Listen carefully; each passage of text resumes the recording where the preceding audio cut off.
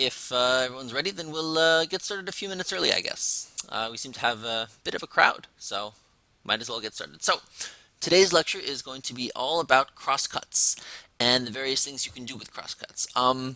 Just to be clear from the outset, we're primarily going to be focusing on crosscuts that are used for sabaki purposes. You know, crosscuts that are designed to assist your shape, help you escape, techniques like that. Crosscuts that are more meant as aggressive attacks against your opponent's stones, that really falls more under the category, I guess, for me, of invasions and attacking. Um, yeah, so we're really going to be more focusing on using crosscuts for sabaki, and just as important, how to counter your opponent when they use crosscuts against you. I can't tell you how many 6 or 7 stone games that I see, and you know, the player who's playing white will play a crosscut, and the player who's doing black will screw up responding to that crosscut, and you know, they'll just lose 2 handicap stones right there by screwing up a crosscut response. They are very important to know, at least have an understanding of just the basic variations that you can expect from crosscuts in a few different situations, and in what kinds of situations those techniques are warranted. So, just to get started, I guess there's basically 9 basic cross-cutting shapes that you need to try and keep in mind. Even if you're not actively thinking about all 9, you need to basically consider, at least briefly, all 9 of these in a given situation if you really want to get into and then move through the dawn levels. Most of them, you know, a fair number of them are pretty basic, so I'm sure most of you are fairly familiar with the first few, but bear with me. So, just to be clear, I'm not suggesting you play these moves in the center. I just have these stones placed around the center just for example purposes. I'm not endorsing any of these moves to be done if you have an open board fighting in the center. So, the first one is one of the most basic, which starts off the standard pinwheel, which is basically just, you know, extending one of the stones. It's a very basic technique. White will oftentimes extend, black will oftentimes extend, or whoops, wrong side. White will oftentimes extend, black will oftentimes extend, white will oftentimes extend, and this is the classic pinwheel formation, which I'm sure that many of you are familiar with. And, you know, all sorts of fights can develop from this kind of situation. It really, really, really depends what is going on the rest of the board, who controls what corner. All sorts of moves are possible for black here. There's no way to say that there's just one right move. But this is a good basic technique to know if you're going to be dealing with crosscuts. Just the basic extend.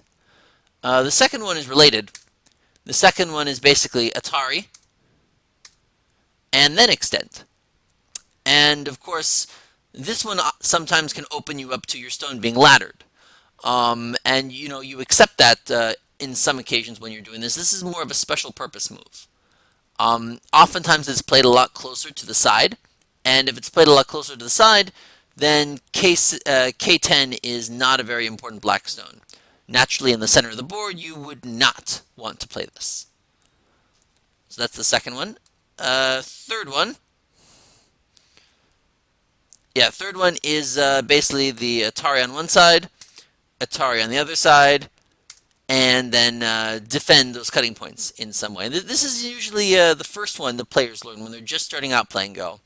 And many times they're taught that this is just, you know, a terrible way of responding to a crosscut. And oftentimes it is a terrible response to responding to a crosscut. However, there are occasions when just playing Atari twice like this can be useful. So it's a move you need to consider. Then the next one is this move. This can be a very aggressive play. It's basically designed to indirectly defend the A stone and break the ladder of the B stone at the same time. Of course, it also leaves black with a cutting point here and a potential very vicious Hane right here for white. This is a very aggressive move, and it can lead to very complicated fighting in almost any situation. We'll be showing a few examples with this move as we go on, so definitely keep this one in mind. The next one is this one, which can also lead to quite a few complications. The idea here basically is to threaten both of white's groups simultaneously. Now, at the same time, black also has multiple groups to deal with. Naturally, the two squared stones might be split in half, and black has multiple cutting points to worry about. This can provoke quite a bit of complicated fighting. And like all of these variants, like, literally every one of these, they all depend what is going on around these stones. Who is strong, who is weak, and we're going to try and at least have an overview of what you should look for in each of these variants. All right, and then the last few. The last few usually revolve around one side having an extra stone. Having an extra stone one space jump away can be a really gigantic help in terms of fighting a crosscut. One idea for black is to literally just Atari and then connect. I'm sure many of you have seen this technique before. This is a very, very common technique when black already has a stone at the K12 point. There are all sorts of very vicious cuts that can turn out like this and have turned out like this in professional play. The next one is pretty complicated. The idea is to Atari the other stone first before you play this way. And this, of course, has the advantage of making black stronger on the left side, but, by comparison, weaker on the right side. And once again, as I'm going to be repeating again and again and again, all depends what's going on the rest of the board. All right, we only got 3 more of these. Oops, 2 more. My connection seems to not be very happy with me. Here we are. This next one is a particularly vicious one. Nope, this move. Yeah, this move at M11 is particularly vicious. It can lead to a variety of complications, and just depends on what white is supposed to do here. Depends who's strong, who's weak, and who has help. And then the last one is one of my favorites. Basically just involves a lot of Ataris. And, oh, wait, we already showed that one. Yep. Yeah, that's all of them. These should make a little bit more sense as we go through these examples. So, the first situation, just to get started, is a fairly basic situation. This might occur often in a handicap game. And ignoring what's going on in the rest of the board for the moment, we're just looking at the upper left area. Black is clearly enclosed his upper left corner, and he also has a stone on the star point. And as is common in handicap games, white plays at 1 at C10 underneath the star point. Black, of course, wants to Hane to push white against his C16 stones, which is also very common and a good move. And then white decides to crosscut. So we have a number of choices and a number of variations that we can play in this point.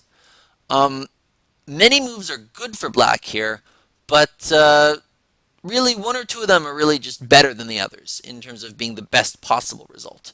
So first off, the first question you always want to ask yourself in these kinds of situations is which stone is in more danger?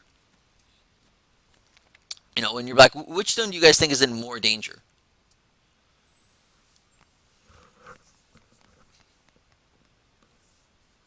Anyone want to take a shot? C9? Well, no, I'm talking about black stones. Sorry. Which of black stones is in the most danger? Since it's black's turn.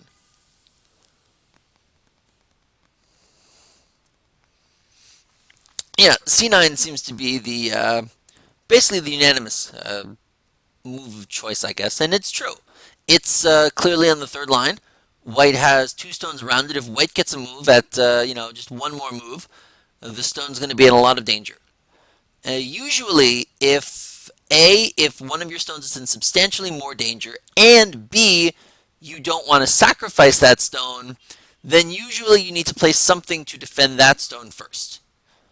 In this particular case, we really don't want to give up C9 that easily. It's a pretty important stone, and it keeps white's 2 stones separate, and it's in a bit of danger itself. So what might be a solid black move here to attack white's 2 stones and maybe protect C9 a little bit? Any ideas? We have c8, c8. Is that the unanimous choice? I think so. Good. Well, yeah, this is a pretty basic one. Good. Yes, c8 is basically close to the only thing that black should be doing right now.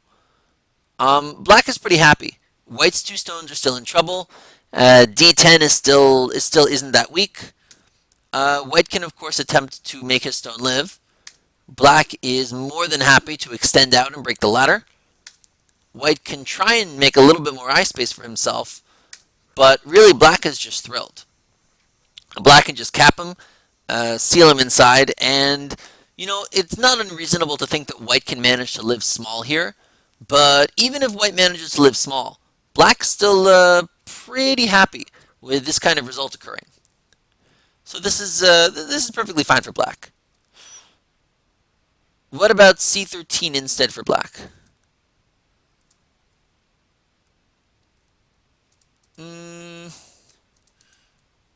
Oh, instead of the cap. Oh, good question.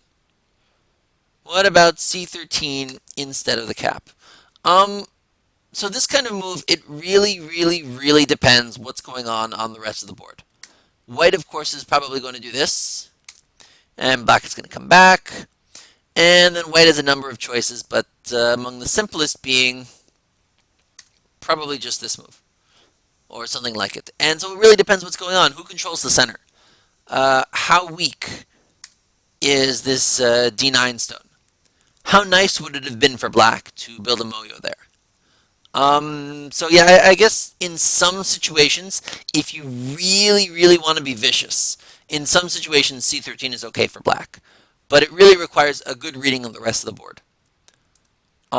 It's usually much, much, much simpler just to play f12 here. If your wall is in any way useful, this is usually just a vastly simpler move for black. Only if you really just want to be vicious should you consider c13. But good question. Should black c11? That is a good question. From the beginning. Well, if black does c11, and then what's the next move after c11? b9. So this is possible. This is a particularly complicated variant, I guess. One idea that can happen is white can cut, and white can play up, and then it really depends on a number of ladders, whether or not this is acceptable, I suppose.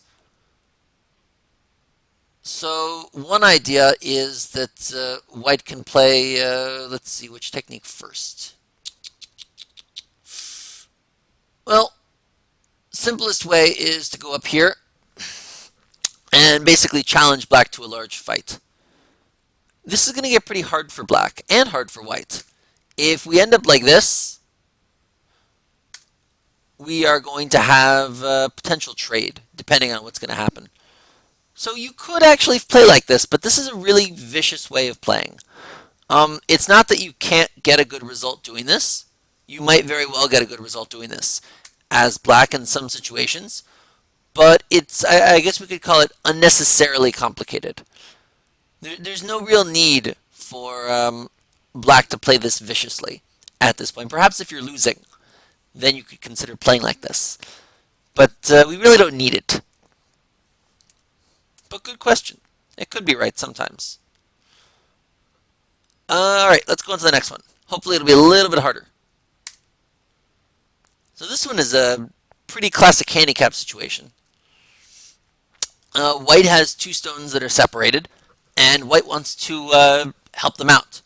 So rather than just jumping out and starting a fight, white is going to attach underneath, and lo and behold, I bet it surprises everyone, he's going to crosscut.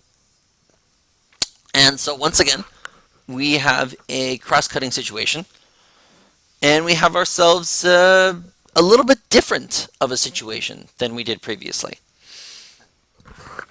First of all, white has some additional help here. So we have to take into account this additional R14 stone that white has. Also, the rest of the board position is pretty different than it was in the previous in the previous one. So first off, what occurs to you guys? What might be possible for black? What is a potential good move?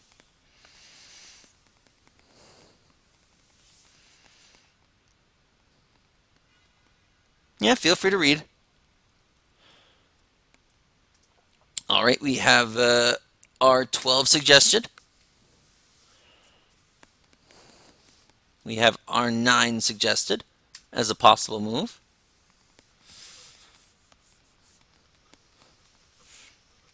Anyone else want to take a shot before we look at these variants? We have S11.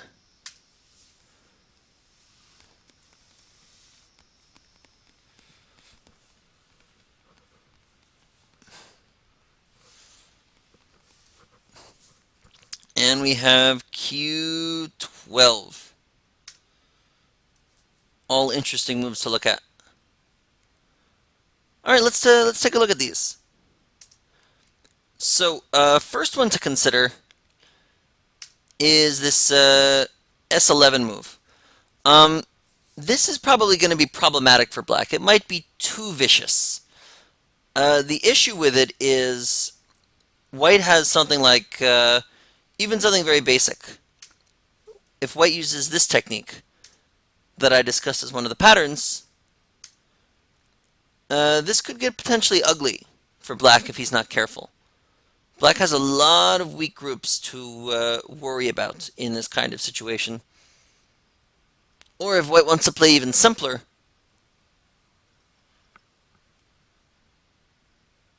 why not Q9 and Q12?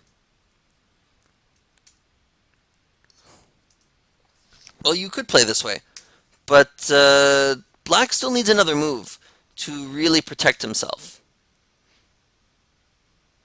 And even after black does this, black still owes another move if he really wants to secure a corner.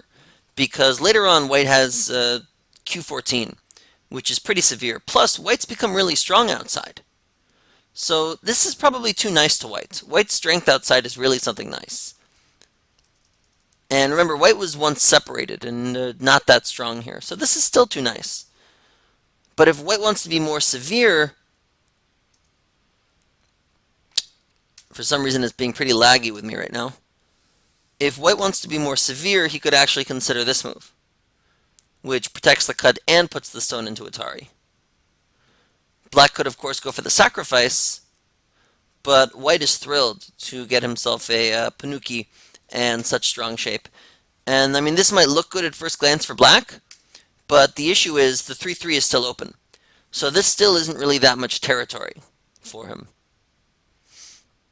And white's basically alive outside. So we probably can't consider this that great for black. If black goes out, white of course is more than happy to play this way. And this is not a fight that black wants to get himself into. It's just unnecessarily exceedingly complicated and probably not even that favorable for black. Black looks in a fair amount of trouble actually. Potentially, yeah. So C is a little bit of an overplay for black. Let's take a look at A. A is another good move to look at. At first glance, this looks like it might be a very strong technique. But the thing we have to worry about with this move is R14. R14 really changes everything in terms of how we play with this move.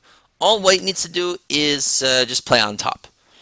And if black continues to extend, you know that proverb, Hane at the head of 2 stones, Hane at the head of 3 stones.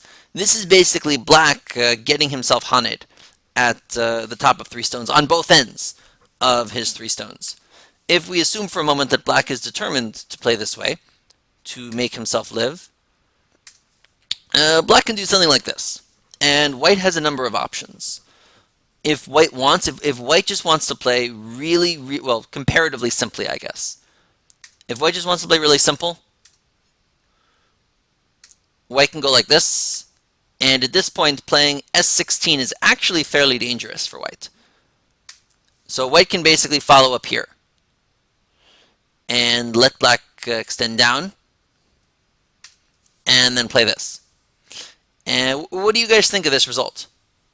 Good for black, good for white, compared to how we started, I guess. Yeah, white is really thick. And I mean, black has some points, sure, but remember how weak white started this. White started as two separated and weak stones in the middle of black's influence. And at the end of the result, black got some, maybe black did get a little bit of territory, but white is just so thick and everything is connected and safe. So white stones are just really happy with this kind of result.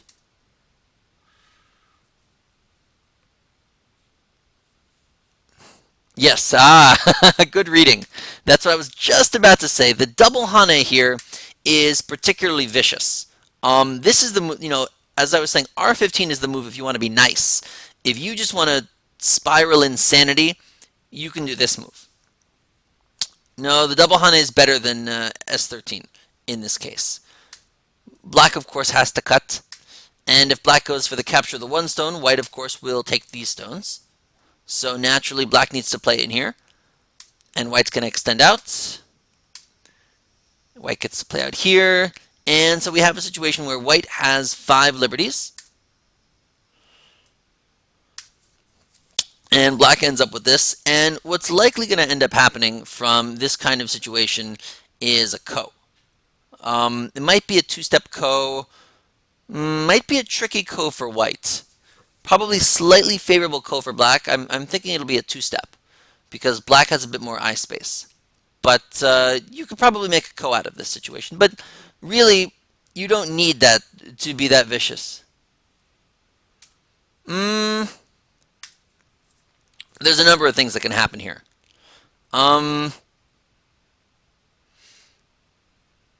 If black wants, he can play like this. And it's true that white can play a fancy tessage and manage to steal himself the corner. But this is still not bad for black. Black's corner is really nice, and white owes a move to make himself safe. Yeah, white still owes a move. So this isn't terrible for black. But really, the simplest way of all for white to play is just to do this. There's really no reason, I guess, to be any more vicious than this, because this gets white a great result. White is really happy getting something like this. So there's really no reason to be so complicated. So this extend here probably isn't quite good enough for black in this case. It makes white too happy. This is an interesting move. I guess my fear with this move is that it's still going to get white something that's too good. This still makes me unhappy with black's result. For example, white has this move. And while it's possible that black can capture the one stone, white's going to become very thick outside in the process. Just one example, and there's other variants that could occur. But as just one possible example among many, so that we can go on to the next one, we might think that this could potentially occur. And like this, black certainly does get himself a corner. But white's going to get himself fairly strong on the outside. Black makes Tetris. That's a funny line. Yeah, white's pretty strong here. After white gets this move, black has made himself some corner points, but the corner still has a little bit of AGA in it. And white is pretty, compared to the starting position, we have to remember that white started out with 2 weak, separated stones. And from those separated stones, white has gained this large center wall. So you have to give up something. But white really hasn't given up that much to black. So still probably a little bit too nice. So the move actually that's the best one here for black is, because we're going to do a sacrifice play, or a potential sacrifice play, is B. But then the next question is, what's the next move? Being able to find the next move is just as important. What's black's next play? You want to Q9. Yeah, Q9 isn't ideal. Q9 is kind of a brutish play, I guess. Yeah, white will probably play S9 as a response, almost undoubtedly. But I still think it's kind of. I mean, black really needs to play something like this. I guess I feel that this is a little bit too nice to white considering how he started. The wall is nice, but if white really wants, he can try and be vicious with something along these lines. So, a little bit too nice to white. The wall can be good, but white gets too much territory when he doesn't have to get that much.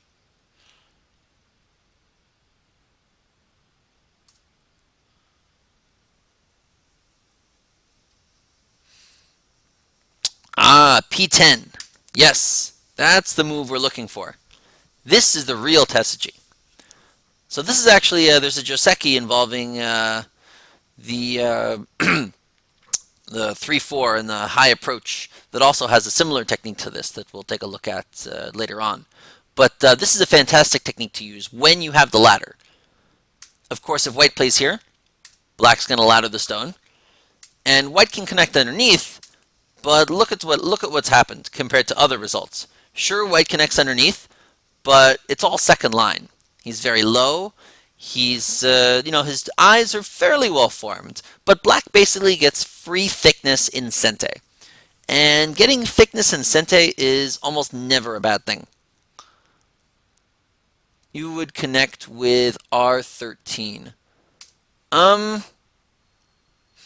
Yeah, you can consider that as well. There's a modest difference between the two. This move might later on, if danger happens, black can get this move for free. So that's a modest help to black for eye space, but it also strengthens R14. So yeah, that's more of details. It might be better in some situations. A fair point. Of course, if white goes the other way and goes at S11, black is more than happy to descend, and white really needs to capture. And then black is more than happy just to play very, very, very simple. And white's result is pretty inferior here. It's true that white's alive and white has sente, but black has just gained so many points from this variant that it's probably not that good for white. And black's pretty happy. So the extend up here is really the move that we're looking for black. But there's a lot of variants, as we talked about. It's hard to really determine at first glance what the best one is. You need to be able to see the follow-ups. Alright, these were good. Let's take a look at, one moment, some similar situations. Here we are. Let's say the situation was a little bit different, and white does not have that R14 exchange here. Should we use the same technique as black? This is just a one stone difference. Does this mean we change our technique? Do we use the same technique? Yes. Excellent point. You're absolutely correct. R12 becomes good here because white doesn't have that R14 stone to perfectly press black. There's no way for white to capture this black stone, of course. So even if white attempts to do something along these lines, black is more than happy to do this. And white has two weak groups. Black's groups are more outside than white's and stronger than white's. This is not going to end well for white, simply put. Black is very happy if he can get something like this. Yeah, this is pretty basic, just R12. There's no reason to play this way, because if you do play this way, all you're going to do, you're going to get a similar result, but now you've made white strong, and you didn't force white to make this exchange here. If we're in this kind of situation, it's pretty unlikely that white is going to play at A now and, nicely play A for black in this situation. White's probably going to play something further or more aggressive. Maybe S16, maybe S16 or something similar. But because we don't have that exchange, this is much better for white than it was in the other variation.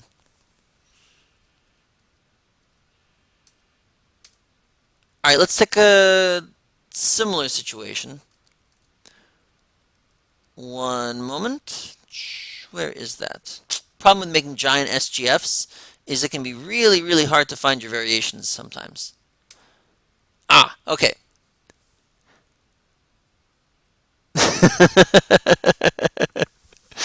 Probably. This is a good one. So this is somewhat of a common situation.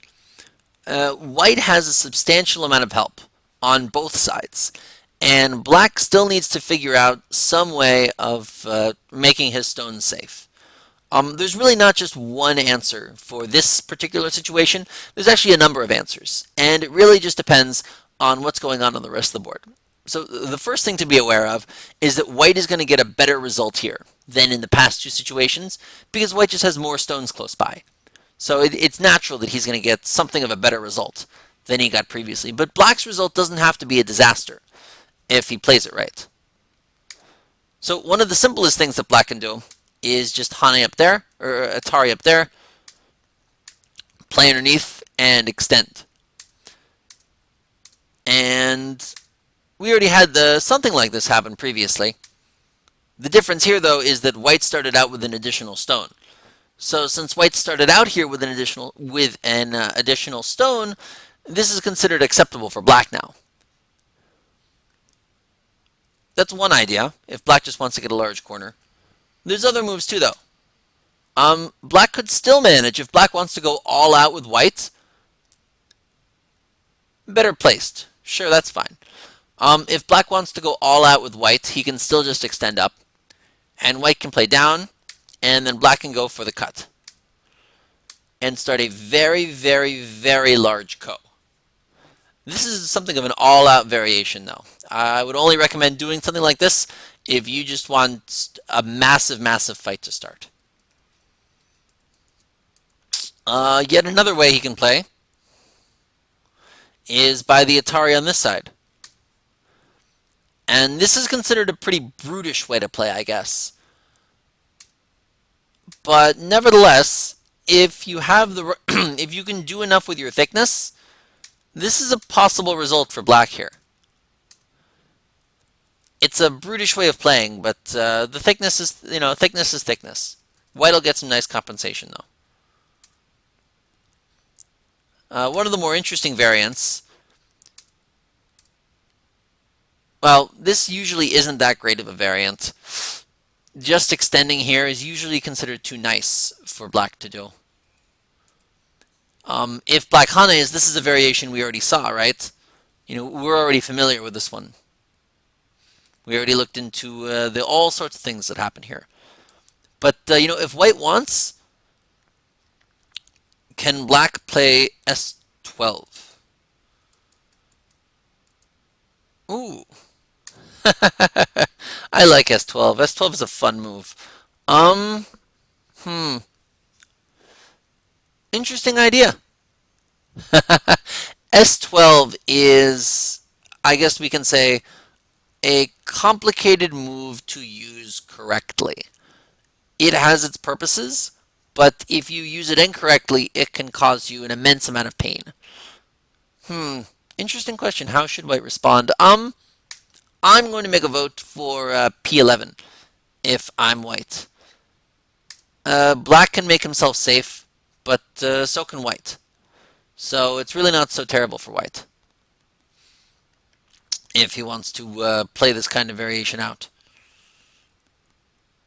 White can make himself safe with one more move. Yeah, so S12 is something of a special purpose move. It also can be a tessage. The idea is that if white just focuses on defending R10, he allows black to play this Atari through at Q12 without having a cutting point left over. Plus, it gives him the possibility of playing R14 later. So yeah, this is a really interesting move. Not positive if it's good here, but it could be. Give me 1 second. I got to plug in my computer. It's running low on battery.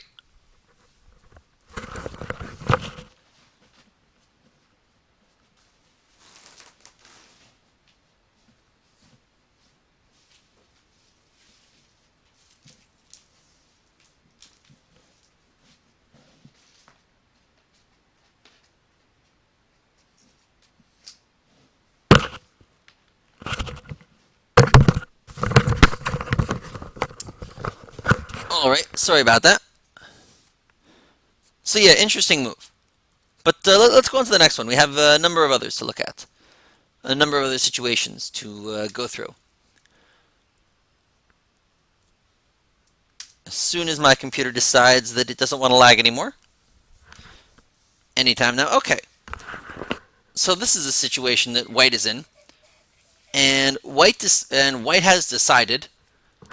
We're assuming, of course, that other things are going on the rest of the board, and white has decided that he wants to get q8 out safely from this position, or at least get something of a decent position on the right side, utilizing the AGA of his q8 stone. Now he could just jump directly, but that's kind of a plain move. So instead, white wants to set up a crosscut. So naturally, white's going to hane underneath, and black's going to hane him back, and white is going to crosscut. So this is a slightly different situation than we had in the past, mainly because white's stone is on the fourth line instead of the third line. And that makes a huge difference in the fighting to come and the variance that you can make in this kind of situation. So what do you guys think might be a technique for black to use if black wants to fight this way?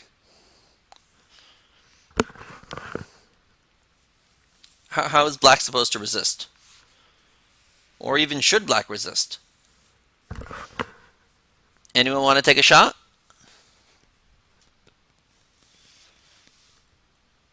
Let's see, we have a suggestion for P10,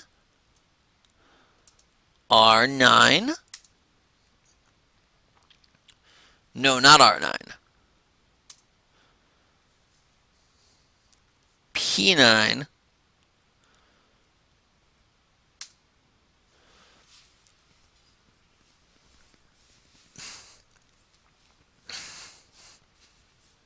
Anyone else want to take a shot? So many people. No one wants to take a shot? Ah, P10. Okay, another vote for P10. Wow, you guys are all so quiet tonight. All right, if that's all the suggestions we have. Yes, white P10 does look nasty. So the first move is just a question. What happens if black plays the same thing he did in the previous situation when q8 was on the third line? Is this still an okay move? Ah, perfect. Yes. We are going to have lots of squeezing fun. White is just going to Atari again. There's a cursed lag on this machine. And then protect his primary cutting point. And white is pretty thrilled from this result. I mean, white has opened up a you could consider P7, yeah. P7 is not a terrible idea. If you really want Sente, P7 is something you could consider, but it also strengthens black. The reason why I'm not a huge fan of it at the moment is because I want to save up that P5 cut potential. If you play that, you might get Sente now, but you kill off the P5 Aji, which I'm really looking forward to. Yes, P5 plus R5 is lots of potential fun. So it's arguable, though. Once again, it really depends what's going on the rest of the board. It's definitely something you could consider in some situations. But for now, this is just a very solid, very simple move if you don't want to kill off any Aji. But yeah, suffice to say, this is too good for white. Black has just been squeezed a bunch. So going back to the starting point, R12 probably isn't that great here. P9 here seems a little bit too nice of black to play here. It does protect Q10, but it gives white a lot of free forcing potential that we might not always want white to have. There's a number of things that white could consider playing here. This is probably the most effective move for white. And it's very difficult for black after white does this because of the unique placement of the Q8 stone. If white attempts this move, or if black attempts this move, white gets to go here, and suddenly Q8 just starts to shine in its perfection of killing black. So white's pretty happy to be able to get this result.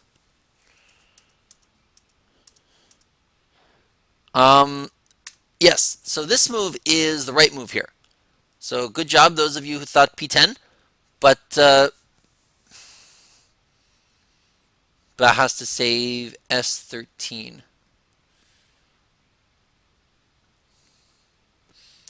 Ah, yes, right. So yeah, the key here is you also have to make sure you have the ladder when you do something like this. We'll see the ladder in a moment.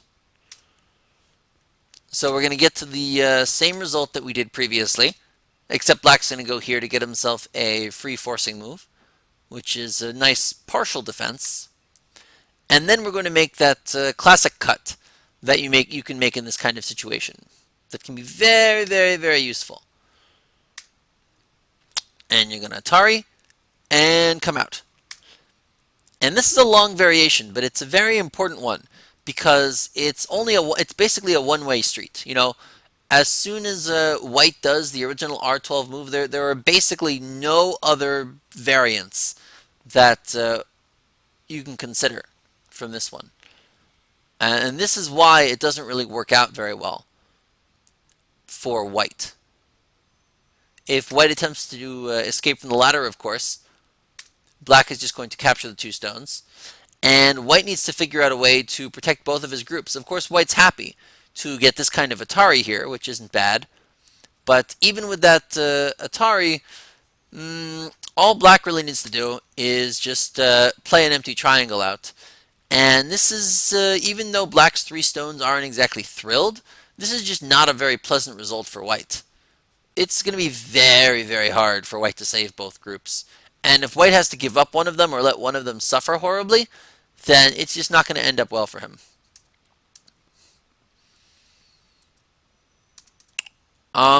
Naturally, if white goes down here to protect his two stones, black will, of course, ladder these stones. What if black plays Q13 without O11? Oh, that's a good question. What if you play Q13 without Q11? The issue is that white is going to go here. And black gets to go here. Black has to go there.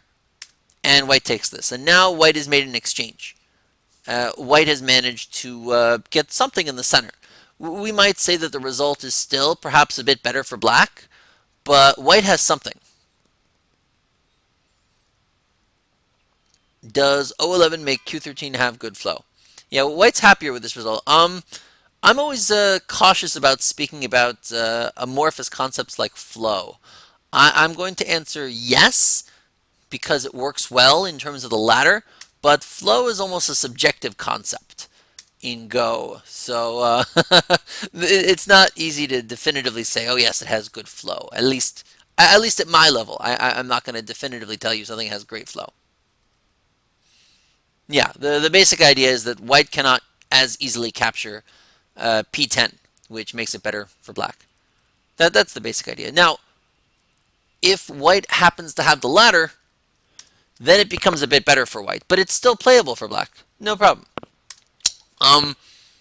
If you have the ladder, white can do this move. And now white wins the capturing race.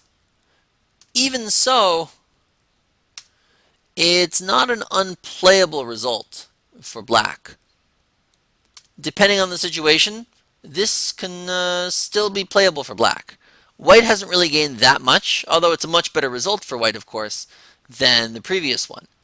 But you can sometimes consider playing this way as just fine for black. But yeah, that's the basic variation from here. What do you guys think about... Yeah, if you go here, This also isn't going to end up very well. White can just play pretty simply here, actually. Or if white, actually, white could even just go here. And then, yeah, this is basically fine for white. White's pretty good, comparatively. Ah, what alternative is there if you don't have the ladder? Good question. If you don't have the ladder, this still is likely your best bet if you don't have the ladder. Just making the thickness outside is usually more than sufficient to make your group okay. So even when you don't have the ladder, this is still possible. Would you consider sacrificing R11? Ah, that depends. Really depends. In this particular situation, I would not be a huge fan of it, but sometimes it'd be better than it is now. This is okay for black. You could play this way, but black really owes another move. And the issue is the 3-3 isn't completely solid yet. So long as white has this invasion, it's not really solid points yet. And if it's not solid points yet, I'm uncomfortable with this result for black. I'm kind of uncomfortable. So I won't call this great for black, but sometimes it could be. Excellent question. Sometimes it could be. Depends on what's going on in the corner. All right, let's take a look at the next one.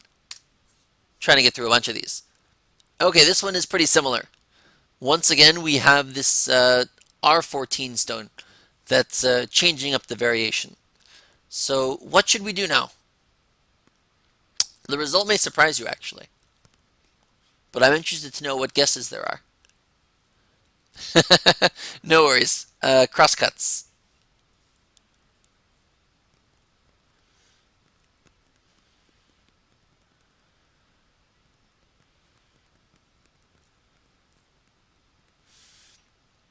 Let's see, we have a suggestion for Q12.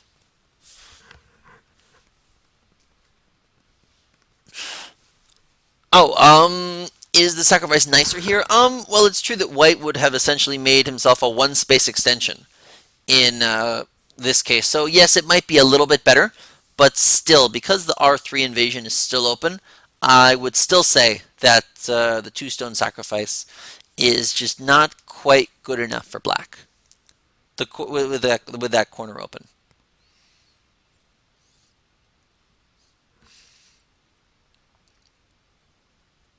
Yeah. Still not entirely sold that extension upwards is good enough. It's not a terrible result, but I won't call it good enough for black. No. So we have C. Anyone else want to take a shot on any other possibilities? Just Q12? Is that the only move that's going to occur as a possibility?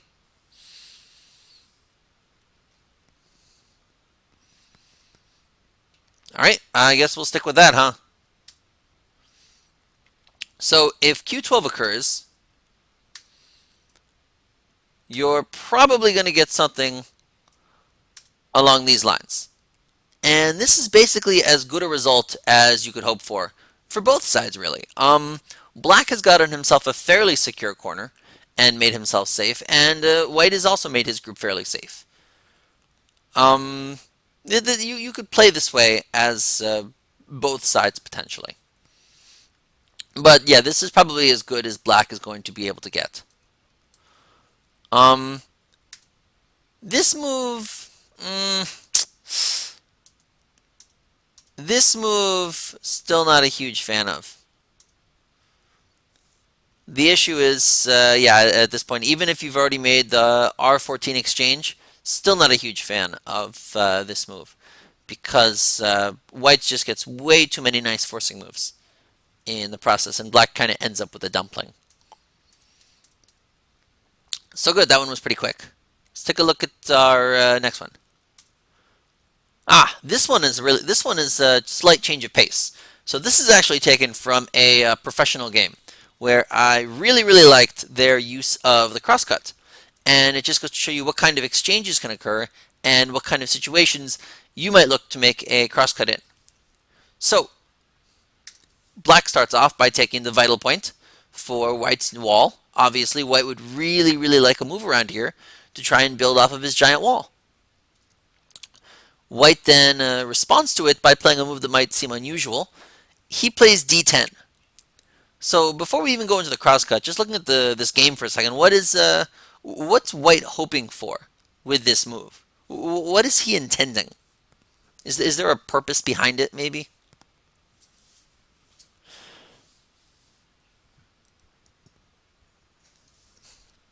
Anyone want to take a guess?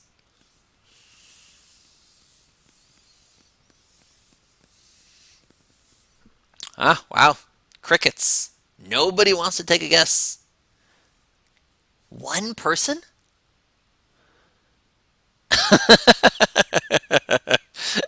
Best answer all night. You get a cookie. Good answer.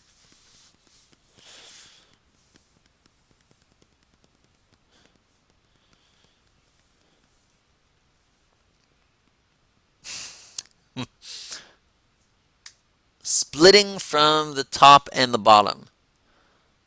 Oh, you mean like this? Trying to split black in half? Mm, this is pretty hard to make work, I fear, if white wants to attempt to split black. Mainly because black has a net, which basically makes anything white wants to do insufficient. White's going to end up crawling. And white can manage to connect, but black's just going to get this move. And this is almost assuredly much too good for black, especially if white wants to do something useful with this thickness. Black could hane, yeah, and black could even hane at c12 and make it potentially, well, complicated. You like your complications, I see. You could go here, but that's an interesting fight. Anyway, that's a whole side topic we could get into about the fights there. Yes, complicated is fun. But let's go back to the original move. So the reason white is playing here, he just wants to do something very, very simple. You know, really, he just wants to make his wall really thick.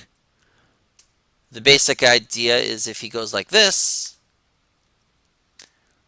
suddenly his K4 stone is looking nice and pretty. Plus, this also makes the invasion at h3 a lot less appealing for black. So this is doing a lot of things for white. And really, we can't say that black has any gigantic amount more points than he did before white played this. So black doesn't really want this to happen because this is really good for white. So rather than anything fancy, if you're talking about overall points, overall points, that's a separate argument. If we're just looking at how this benefits the bottom position, though, this is a very nice benefit for white for the bottom position. If you want to argue about who's winning overall in the game, that's a different question. Maybe you could argue that black is doing better. But black decides to counter, and he plays something of an unusual move. He plays a d6. The whole reason is he's worried about the AGA that white has at b5. And we could go really in depth about all the interesting things that white can do to black if black attempts to go to e6. But we're gonna move on to the crosscut here. So rather than jump out directly or just save his stone, white hanes and crosscuts to attempt to work flexibly here. So why is white cross-cutting here? Why isn't white just jumping out to safety? Anyone want to give me an idea? What's the point of this cross-cut here? What's he trying to do?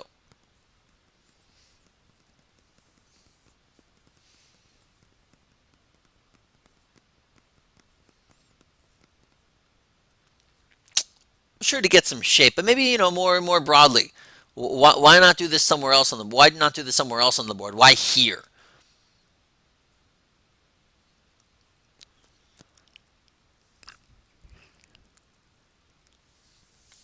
Right, that's one. Absolutely, that's a part of it. If black wants to start a vicious fight here, white has a lot of friends nearby. So starting a vicious fight is probably pretty difficult for black.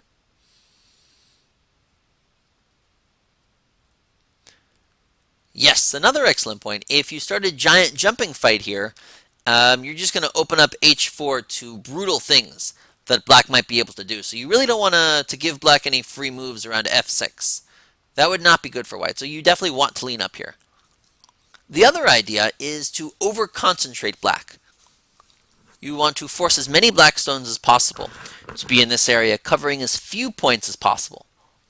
So let's actually take a look at the actual game continuation that these two pros played out. Rather than anything crazy complicated, black just did Tari on both sides. There's really not many other variants that black can consider here. And white gets a push up and a push down. And white makes a slightly unusual defense at j3, which is actually, if we had some more time, I could talk about that move. That's an interesting way to defend. I like it. But then black descends, and this is basically how that local situation ended up playing out. And according to professional analysis after, this is basically reasonable for both sides. This is what both sides should have expected from this kind of result. Black has gotten himself a bit of extra territory. White has made some additional thickness to help himself out. But yeah, white has effectively used the crosscut as a sacrifice play to assist himself rather than just plainly jumping out. He used it as a sacrifice to help him build himself elsewhere. So a good example from a pro game in terms of useful crosscuts. Let's take a look at the next example. This one is interesting. So this is from a handicap game, and white's h4 stone is in a lot of danger, as I'm sure many of you have done. Many of you will have seen white play h4 in this kind of handicap situation, just splitting the fourth line up. And so now white needs to make some fast sabaki with the h4 stone. Right, black has a lot more stones.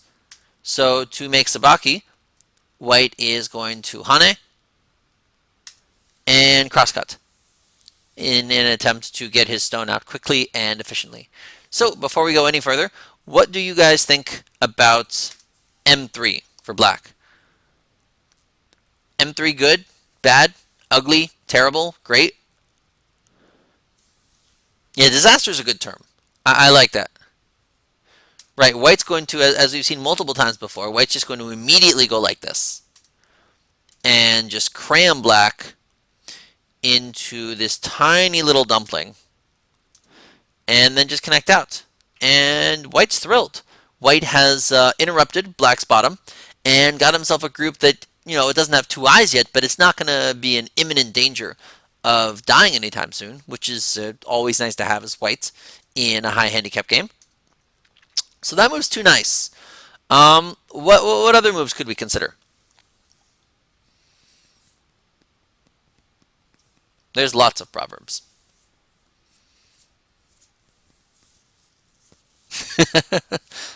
That's an interesting one. I don't know if I've heard that one before. There's also one, don't go chasing dragons. But anyway, so who wants to take a shot at what might be the correct move for black to play in this particular case? Anyone? So quiet tonight.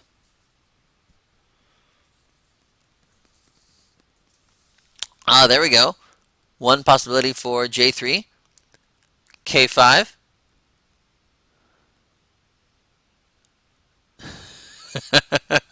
K3 or J5, huh?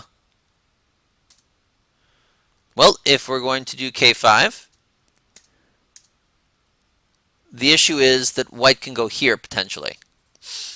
And this is slightly different than in the other situation because of the spread of the stones. In the past situation, this wasn't really that viable, but here, this gets into a really, really, really vicious fight. Black's going to have to crawl, and white's going to go like this. And who wins this fight and who loses this fight is very unclear.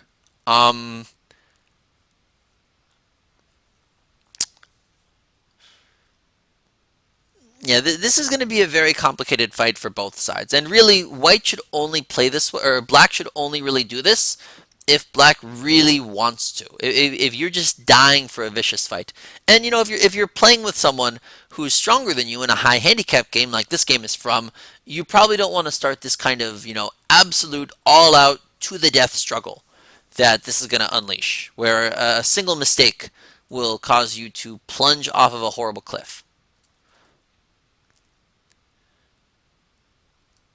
So let's see what other moves are there. Yeah, it gets pretty complicated.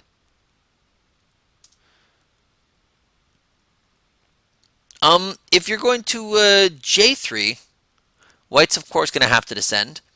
Black gets to play back up. And then black is going to do this.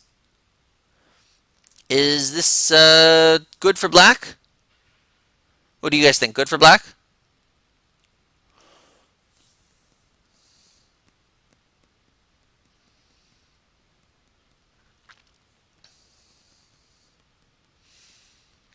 Well, leaving h5 aside for a moment, this is, white is still fairly satisfied. Remember, white started this out with 1 weak stone against 5 stones nearby. And white ended the situation where black didn't gain that much territory compared to what he had before. Maybe black has gained a few points, but look at white. White has gained himself a group that is almost entirely alive.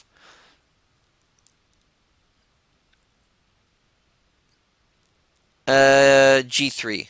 Yeah, if white pulls out, maybe you would want to do G3 later. But, yeah, the main point is white has gotten himself too much here. Too much goodness for white. Actually, in this kind of situation, there's one of the more complex patterns is what we really want to focus on. This one. This is not really a intuitive move always, but it's actually pretty effective here. Rather than anything complicated, you can just Atari and pull back. And normally, you know, this reeks of double-digit Q normally. But when played correctly, this can actually do great wonders for your game. So white, of course, is going to play this. But remember, compare this to just playing M3. Why is this better than just playing M3? Can anyone tell me? We already saw that just playing M3 is bad, but this is acceptable. Why? Exactly. We have forced white to play L5 in this variation. It would be like,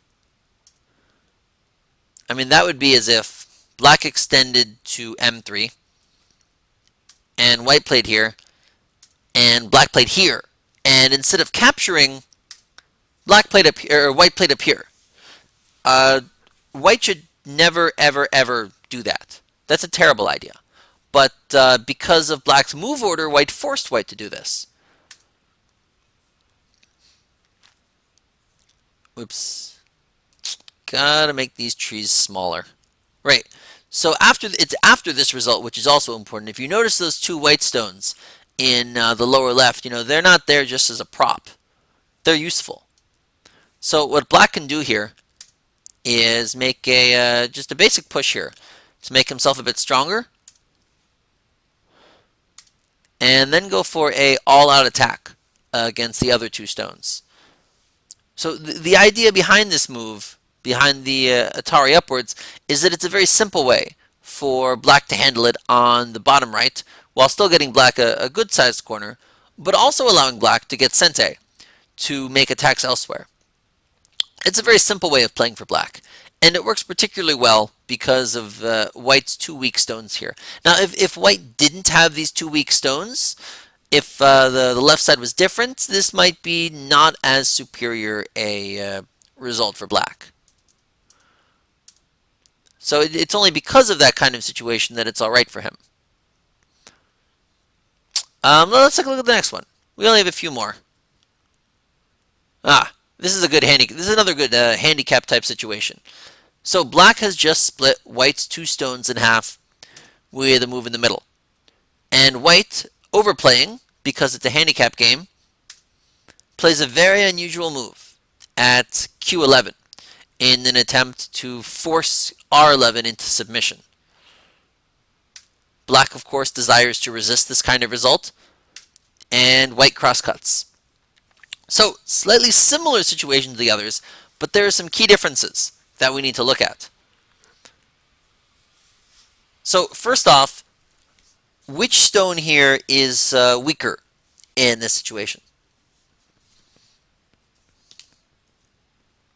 Yep, R11 is definitely weaker in this situation. So unless we're going to sacrifice R11, we need to do something to save it fairly promptly. So any ideas on what black might do to get himself a good result here?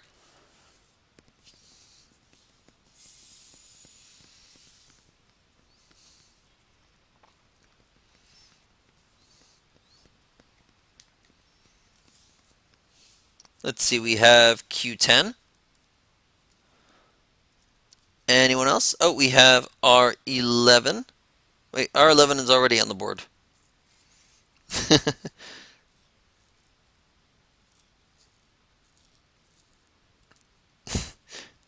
P12.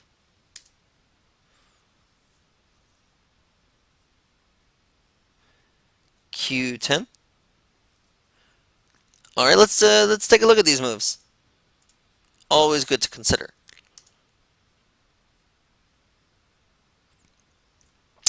So this move for black in this particular case isn't going to work out that well.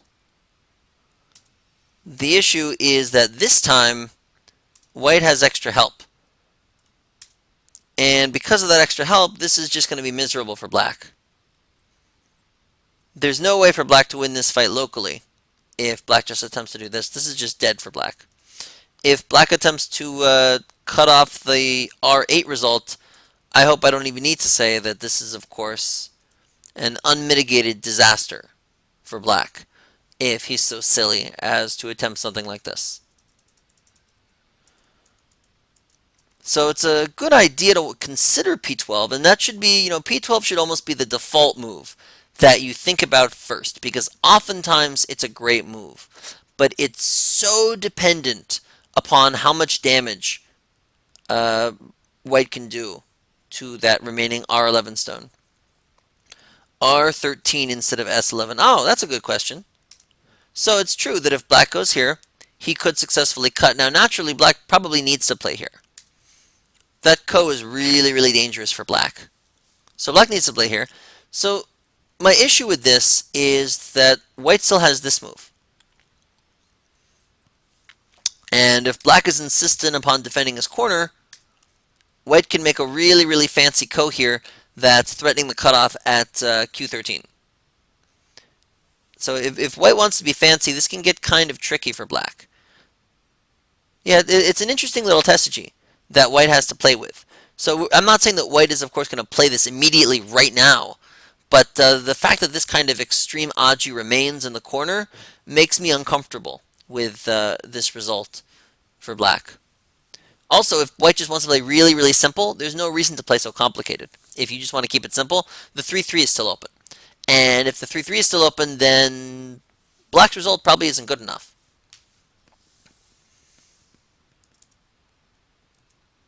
So yeah, good idea, but still a little bit too good for white. So we can't really, do the default move of P12. You always have to read that carefully. But this move is actually a very good idea. Normally playing these kinds of Ataris can be brutish, but in the right situations, you can make your opponent a bit overconcentrated.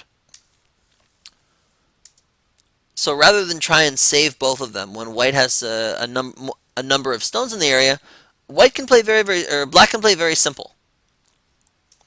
And he can expect to achieve something along these lines.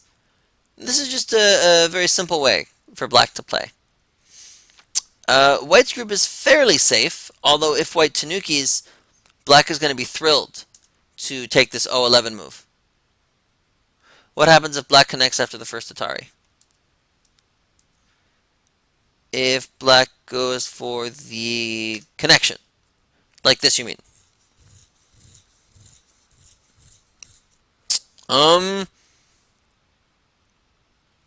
I guess my issue with that is white still owes a move, and white doesn't have the ladder. which means that white would probably need to play something along these lines. And if white does that, my fear is that black is going to get something along these lines. I guess. Well, here's the move. Silly me. Yeah, white can get this move now. And if white manages to get this move, that is potentially unpleasant for black. Black can, of course, capture the stone without too much of an issue. But white's going to go here.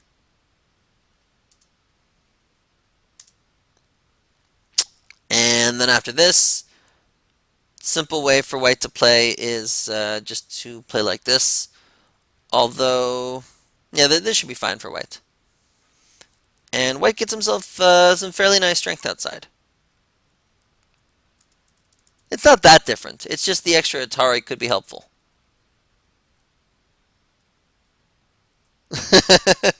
That fun little ladder. Yeah, good idea that the ladder doesn't work, though. Good question. So yeah, this is probably among the best things among the best results that black could expect from this kind of situation. Yeah, that one's fairly straightforward. Let's take a look at the next one. This one I like. So white here has this one stone that is kind of just almost dead. You know, if black gets that one extra move on top, white's just going to start sobbing. White also doesn't want to give it up because black's 4 stones here are not stable. And white's stone is keeping them unstable. So either white needs to keep these 4 black stones on the bottom unstable, or white needs to get compensation for allowing black to stabilize them. So as you might guess, there's a crosscut involved, which I'm sure will surprise all of you. So white's going to do the classic Hane. And as soon as my computer decides to stop lagging, anytime now, there we go. And then white's going to end up with a crosscut situation. And so once again, same question I've asked countless times before for this lecture. What is black supposed to do about this?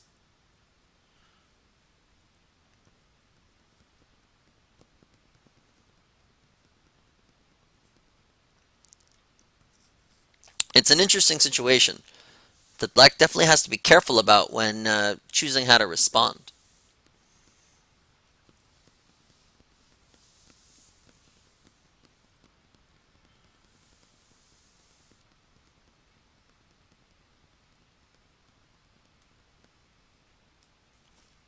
Is it similar to previous problems? Does it require a special answer? What's the deal? So c9 can definitely be an appealing move in some situations. White's going to go down. Black needs to come back and connect. White's going to get the capture. Black needs to seal him, connect up his stones. And then white ensures that he lives. This is probably a bit too soft on white. White basically rips out most of the territory in that area, and we don't really see black getting that much in compensation. F17 is still a fairly flexible stone, and white has this lovely G5 stone that's really stopping white's thickness from being that effective. So this is probably too good for white.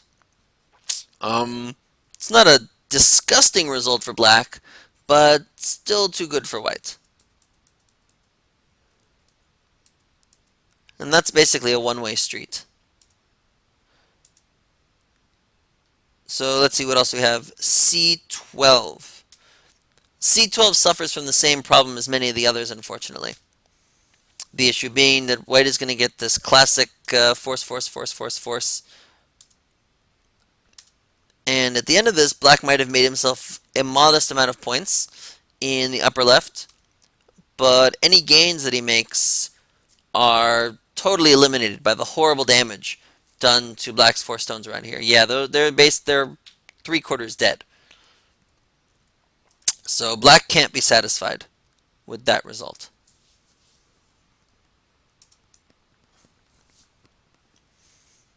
Anyone else want to take a shot? I'll give a hint. It's not crazy complicated. Or at least I should say the initial move is not crazy complicated. Yes, excellent. The simple move here does the trick, but in this case especially, you have to read it out to its conclusion. Basically, there's almost a 20 move sequence after this move, and it's almost a one-way street for both sides, and you need to be able to read it out correctly. It's pretty similar. You'll see a lot of very repetitive reading situations in these kind of dealing with crosscut situations, but let's watch what happens. So as has happened before, white comes out, black gets to peep, black gets to cut, the ladder works for black, black needs to play that Hane to prevent his 2 stones from being captured, white needs to protect his stones from being laddered, black needs to protect his 4 stones from being captured, white then wants to come out and press these stones, and then white manages to connect up and protect his groups, and black comes out. And we could consider this long variant to be basically the best that both sides could expect in this kind of situation. Notice that white played very lightly with his sacrifice stones in the center. Black played very lightly with his sacrifice stones. He let white connect up and make his group safe, but in exchange, black got himself a fairly decent amount of points on the left side, and he managed to force white to push black out, so that black is now a lot safer than he was. Even if 2 eyes aren't immediately apparent, black is a lot safer now in the center than he was all crammed up in the side. So this is as good a result as both sides could hope for. But reading these kinds of sequences out is very difficult. And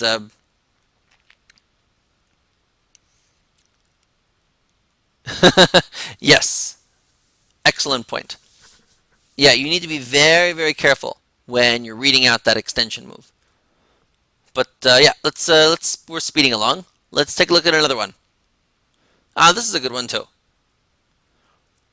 So white decides that rather than directly going into a fight, or rather than just jumping out, he is going to attempt to connect up his groups through cross-cutting. And black needs to figure out what kind of result he can get out of this, and whether or not it is in any way good enough for him. So, any moves occur offhand in terms of what black is supposed to do? This is actually a harder problem to get right. I would actually consider the final answer here. If you can get the final answer here correct, you're probably at the down levels, because this is not entirely intuitive. The first move might not be that hard, but it's finding the final situation that's hard. R12, okay. Anyone else want to take a shot? Going once. Going twice. 3 times. Anyone? We have S10.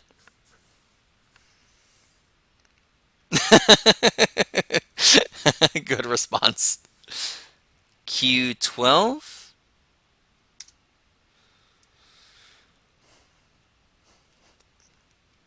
Lots of interesting things. And S12 looks cool because of S14. It certainly does look interesting because of it, doesn't it? Alright, let's take a look at each of these. So, one good move to look at. If you want to do this move, this Atari here is not a great idea. The issue is, although this kind of technique looks like it'd be great, the problem is you have no ladder. And without the ladder, this fails miserably. Now, had black had the ladder, you could have just done this technique and been very happy with yourself. But without the ladder, it collapses. So we can't do that one. A still has issues because white's just going to respond like this. And black's going to come in here. And if white wants, he could be really, really complicated and try and descend to S14, which gets very, very tricky. But even assuming for a moment that all white wants to do is just play very, very, very simple stuff without any complications, this is still playable for white. Of course, if white wants to make it complicated, then it could get ugly for black. This could get very ugly. White still has the ability to keep it simple. This move is kind of a cool one. The idea being is that black is going to have to capture it, but in the process of capturing it, he's given white fantastic thickness on the outside, and the corner still has quite a bit of AGA in it. Why not S17 instead of S11? Instead of S11. And, oh, at the end. You could continue fighting. I was just saying if you wanted to keep it very, very simple. This is certainly possible.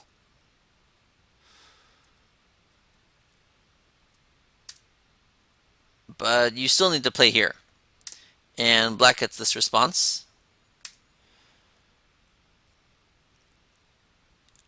And you're likely going to end up with some kind of ko. Well, not quite dead.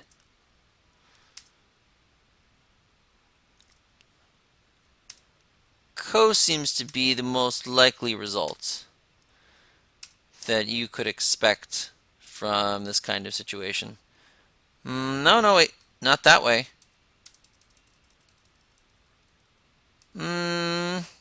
Huh. This might be possible for white. No, that was not ko. Huh. White is able to do this. Okay, which means that black can do this earlier, though. Right. Okay, this reverts to the situation we already looked at. Right, this becomes ko. Right. Okay. Yeah, it just reverts. So we already looked at this one previously. This is almost certainly going to end up as some kind of difficult and complicated ko. But if white wants to keep it more complicated, this is very frustrating for black. And in no way is it assured that black is going to win this fight. In fact, I would probably even consider this fight unfavorable for black if black wanted to do this. But the main idea is that R12 doesn't work that well for black. So if white's going to go in this kind of direction and do something similar, it's true that Q14 might not be particularly thrilled, but it's actually hard for black to slice through this move. White still has a lot of potential in here. If white wants, there's still the ability to potentially slice through. But even assuming for a moment that white doesn't want any kind of complications, white can just do this. And that kind of ends it. I mean, there's just nothing that black has here that he can do to win this fight. So that being the case, this is not good enough for black, we can say. But let's go back to our starting point. Let's see. The other move that everyone wanted to look at was S12, if I recall. So this is interesting. I hadn't really looked at this one previously. I guess my issue with it is that white is still going to play like this. Just extend out his stone. And it's true that black gets this move, but that's not that excellent a move, I guess, is my problem.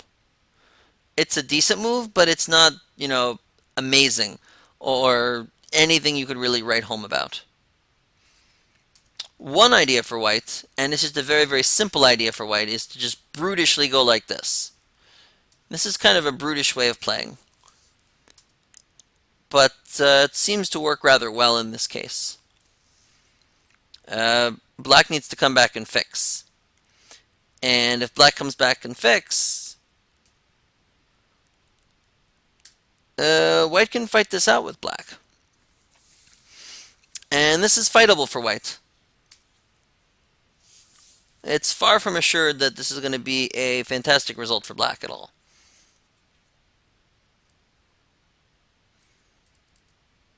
Of course, if white wants to be more complicated, there are other options.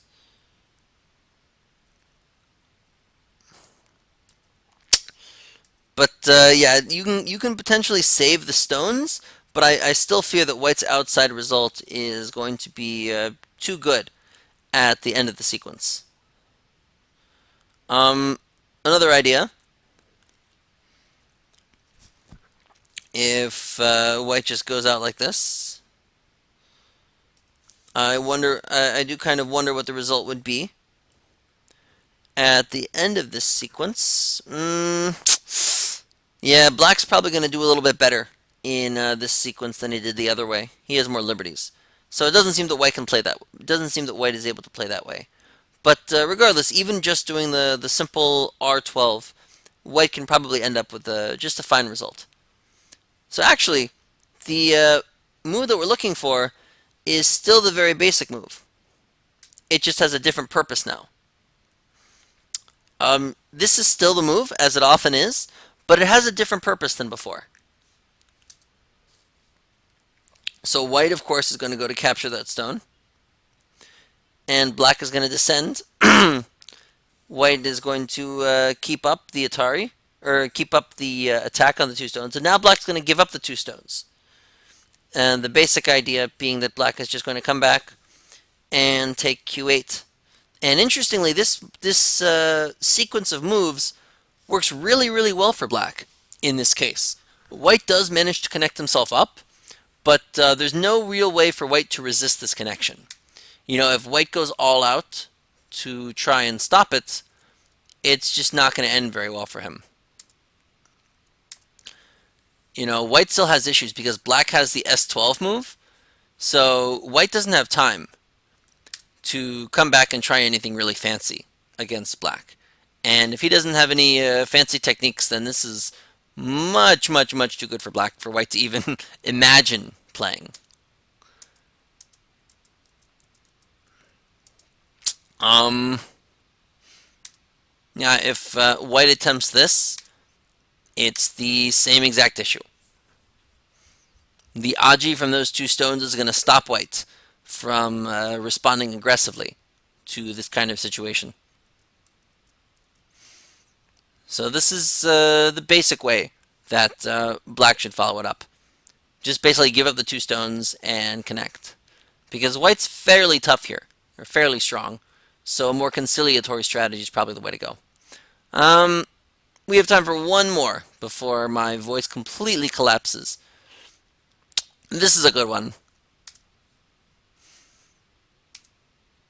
So white, of course, is going to crosscut. So once again, we have that classic and all-encompassing question, what do I do now? This one is actually a pattern we haven't seen before in terms of what black should do. I'll just give that hint. It's a little bit different. Same ideas, but a little different than the others in terms of the final result. And you'll see why. But what do you guys think? Black to play? Let's see, we have M3, L2,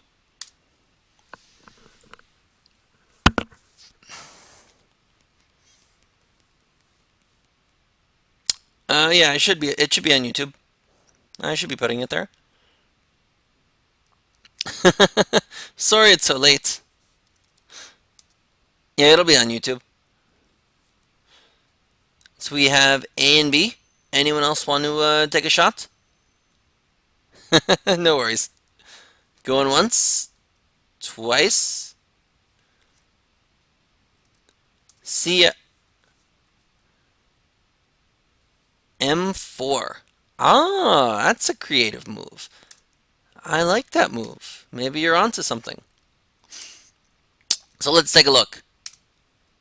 So M3, M3, the issue is that white's just going to play very, very simple here. And it's hard for black. Yeah, this is a potentially unpleasant situation for black to have put himself in.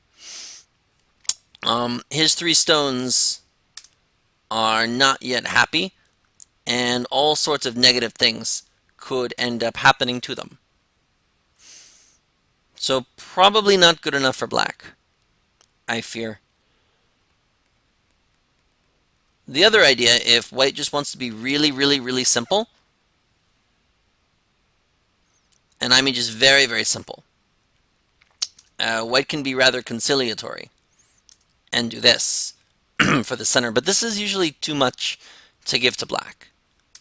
So the other idea that I like is to do something along these lines and basically just have it out. Even without that extension first, actually, that's probably better. Just go like this and just have a very large all-out fight. I don't think the fight is that favorable for black. I don't think the crosscut works very well.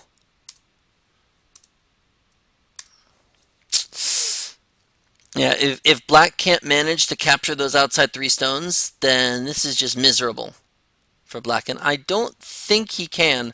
N5 almost does the trick. But I think white can just manage to get himself out of it.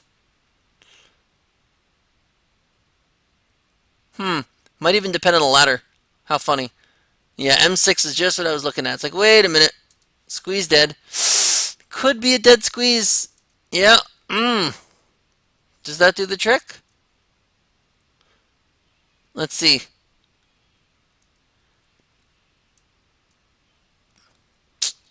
Can he squeeze him?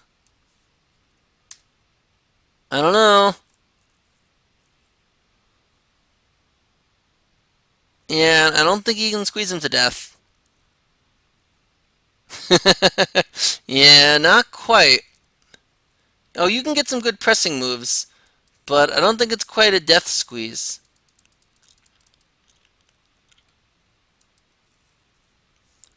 Oh, you want to make a ko? Okay.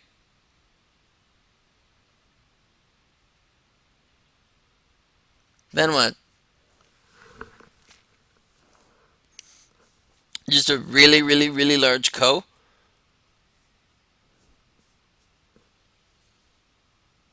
It's an interesting ko. Not an easy ko for black to win, I fear. No, he cannot play 07 instead. Because of this move. Bad things happen. So almost. It happens. It happens. So anyway, we're off on a kind of a M3 side note. So M3, maybe you could do something with M3, but it's probably not the best move for black. It starts all sorts of unnecessary stuff when black is so strong here. Black doesn't need to play like that. This is another interesting move, but I fear that this move also suffers from the problem of this Atari. My worry is that obviously if black goes right there, white's going to go right here. And this is just too good for white. There's really no way that black can resist this.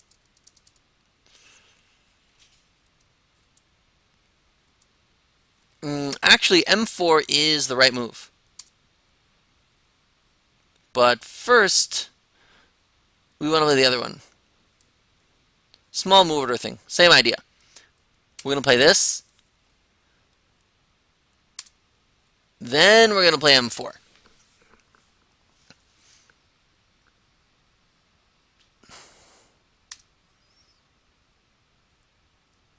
And then we're going to go like this.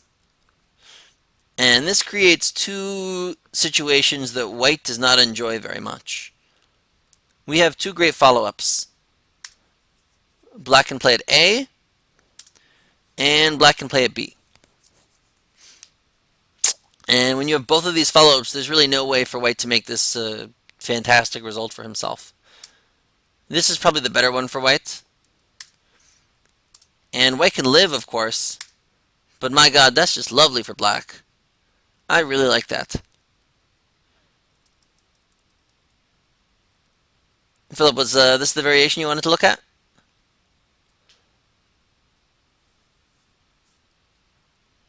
Yeah, but after black m4, j3. Yeah, so this is the way to use this technique. No, after m3, j4. Oh, that's interesting. Haven't really looked at that. My issue, though, is... Well, no, it still doesn't work. But black's going to go here. White's going to descend. Black's going to play here. Seems ugly for white. I don't know. Not a huge fan for white in this situation. But an interesting one to look at nonetheless. That liberty that white takes is really important here for the attack. But I digress. So my throat is starting to kill me. So I am going to end it here. I hope you all enjoyed this brief lecture on all the fun things that you can do with a crosscut. Hopefully you'll be able to use them in your games.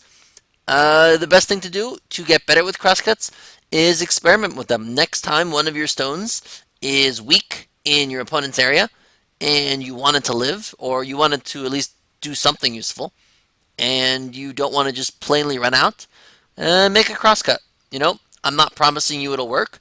The first few times you do it, it might fail miserably, but give it a try and you'll learn. And there aren't that many variations. There's, the basic 9 patterns that we looked at way at the beginning.